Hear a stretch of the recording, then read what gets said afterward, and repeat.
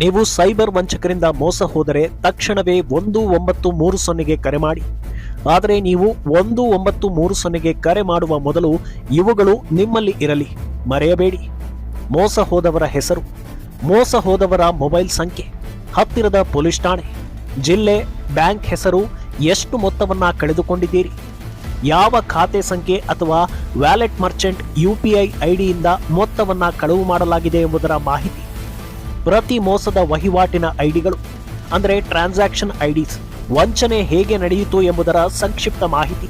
ಆತ್ಮೀಯ ನಾಗರಿಕರೇ, ಈ ಎಲ್ಲಾ ಮಾಹಿತಿಗಳನ್ನ ಸರಿಯಾಗಿ ಮತ್ತು ಆದಷ್ಟು ಬೇಗನೆ 1930ಗೆ ನೀಡುವುದರಿಂದ ಮೋಸಗಾರರನ್ನ ಬೇಗನೆ ಪತ್ತೆ ಹಚ್ಚಲು ಮತ್ತು ಕಳೆದುಕೊಂಡ ಹಣವನ್ನ ಬ್ಯಾಂಕ್ನಲ್ಲಿಯೇ ನಿಷ್ಕ್ರಿಯಗೊಳಿಸಲು ಅಂದರೆ ಬ್ಲಾಕ್ ಮಾಡಲು ಸಾಧ್ಯವಾಗುತ್ತದೆ.